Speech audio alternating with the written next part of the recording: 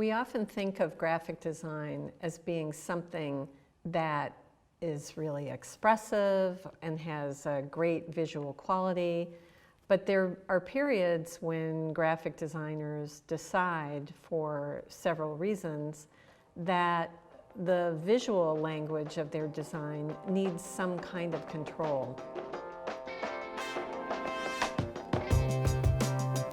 What you just heard was a segment out of an interview with Paula Scher, a known and experienced graphic designer from New York City. In this interview, she talked about the international typographic style, which is also known as the Swiss style.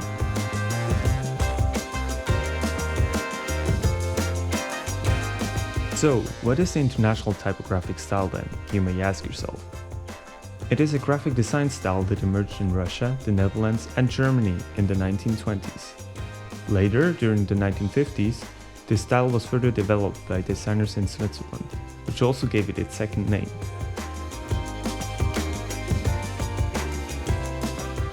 There are 4 aspects that are typical for this style, starting with layout. Typically for this style are asymmetric layouts that are oftentimes achieved with things such as flush left and drag right text. In case you are unfamiliar with these terms, this just means that the text starts left on the same line and fades out towards the right, usually how a standard text document looks like.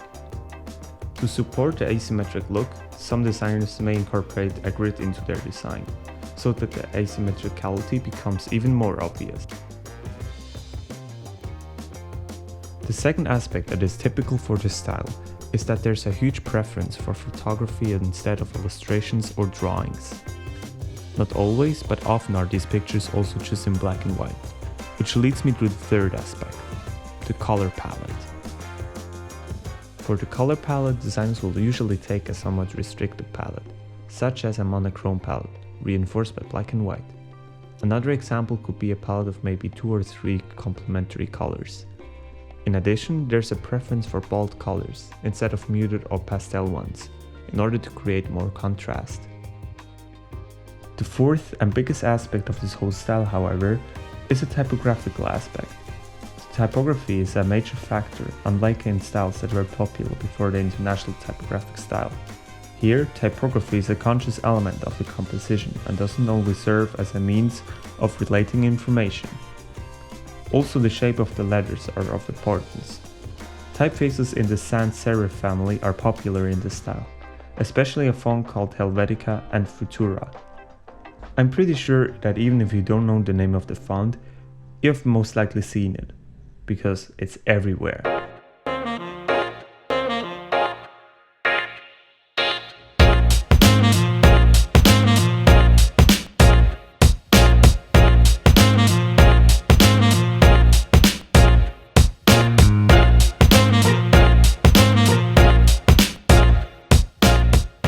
Futura, created by Paul Renner in 1929 in Germany, and Helvetica, designed by Max Miedinger in 1957 in Switzerland. These 2 typefaces are inseparable with the international typographic style. The reason for this is that both of them were designed so that they looked simple, and yet even more importantly, objective. This objectiveness was exactly what the style needed, but let me explain. After World War II, international trade began to increase and relations between countries grew steadily stronger. Typography and design were crucial to helping these relationships progress. Clarity, objectivity, and regionless symbols were essentials for the communication between international partners. This desire to represent information objectively, free from the influence of associated meaning, was the birth moment of the international typographic design. In 1918, Ernst Keller became a professor at the Kunstgewerbeschule Zürich and began developing a graphic design and typography course. He did not teach a specific style to his students, rather he taught a philosophy of style that dictated the solution to the design problem should emerge from its content. This idea of the solution to the design emerging from the problem itself was a reaction to the previous artistic processes focused on beauty for the sake of beauty, or the creation of beauty as a purpose in and of itself. The four earlier mentioned aspects are typical elements of the international typographic style and are noticeable in almost every single design in this style. These aspects are, however, not just commandments that have to be followed. They are born out of the essence of the style's philosophy and therefore do not need to be followed strictly. Ernst Keller argued that a design solution should primarily always just be respectful of its content. At this point, I would like to present to you some famous designers in the international typographic style, starting with the just mentioned Ernst Keller. Ernst Keller, born in 1891 in Aarau, Switzerland, was in his early years a trained lithographer and lettering artist. In 1918, with just 27 years, he started teaching graphic design at the Kunstgewerbeschule in Zürich, a well-known art school in Switzerland. Keller's personal art had a very distinct style. During his lifetime, he designed a lot of iconic posters and logos, where he primarily focused on the use of symbolic imagery, with a major emphasis on type, while using simple geometric forms and bold colors. Part of his most famous works are these museum posters. These posters had, and partially still have, a big influence, since a lot of modern museum posters nowadays are oriented towards the style of Ernst Keller's posters. With his philosophy, the solution to the design problem should emerge from its content, he started a trend that should later evolve into the international typographic style. Because of that, he is nowadays considered one of the godfathers of this style. Ernst Keller died in 1961, leaving a large collection of artwork, a new standard in graphic design, and multiple generations of designers inspired by him and his work behind. The second designer I would like to present is Max Miedinger. He was born on the 24th of December 1910 in Zurich. He first made an apprenticeship as a typesetter and then went on to go study graphic design at the Kunstgewerbeschule in Zurich. After he graduated art school, he went to the Swiss department store line Globus and worked there as a graphic designer. After 10 years, he quit Globus and started to freelance and worked as well for the Haas-Grotesk, a type foundry near Basel. The same year that he started working in the type foundry in 1957, he was commissioned to create a new typeface. This typeface turned out to be the Haas-Grotesk, or how it's better known today, Helvetica. How I already explained, Helvetica was a fundamental element in the development of the international typographic style. It was actually so fundamental that today some graphic designers see Helvetica as too mainstream and will therefore not use it in their designs. Unfortunately, there are not really public records of Miedinger's poster designs. But instead, here is a video that sums up Helvetica as a design as well where it is used. Let's look at what makes it so unique. The beauty of Helvetica lies in its simplicity and clean design, which is a big part of Helvetica's success story.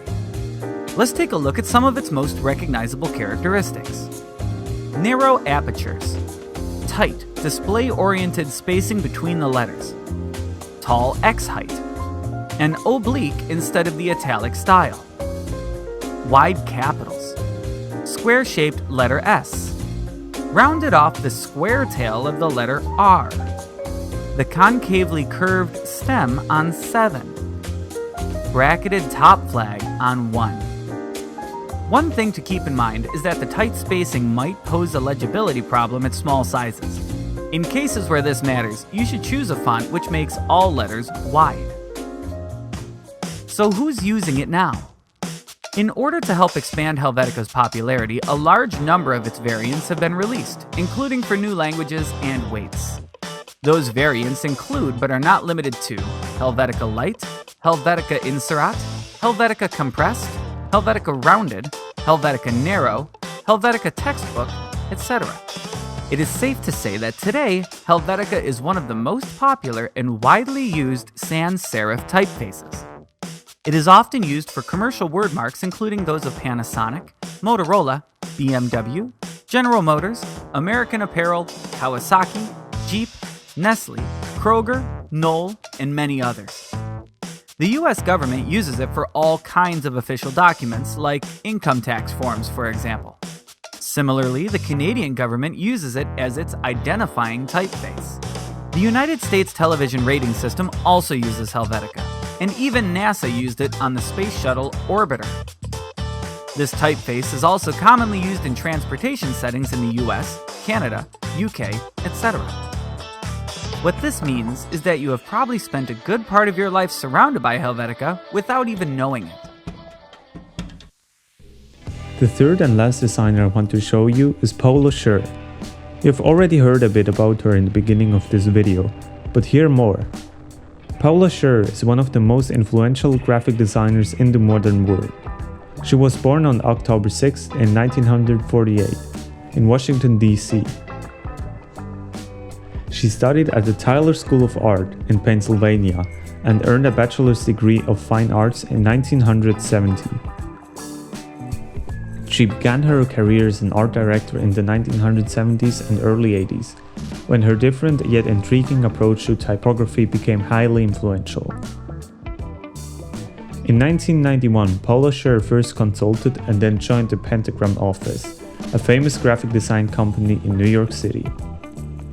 There, in 1994, Scher created a new identity and promotional graphic system for the public theater in New York City. Through the identity that she created, she secured the public theater a safe spot in the rough New Yorkian industry and helped it gain a more consistent audience. In 1998, when Citicorp and Travelers Group merged to Citigroup, Paula Scher was commissioned to design a new logo. During the first meeting between her and Citigroup officials, she came up with a sketch for their logo, saying, "This is your logo," and showed them this napkin. This napkin is now known as a $1.5 million napkin, since this was the reward she was granted for designing a logo for them. Some other companies that have contacted the Pentagram office and Paula Scher for a branding system are Bloomberg, Microsoft, Coca-Cola, the Museum of Modern Art, the Metropolitan Opera, the New York City Ballet, the New York Philharmonic, and more. Paula Scher also has an episode on Netflix in the series called Abstract: The Art of Design, where she talks about her life, her work, and how typography influenced her. The idea that information could be structured in the same kind of rational way that buildings were built was an idea that contributed to the notion of the graphic designer as builder of communication.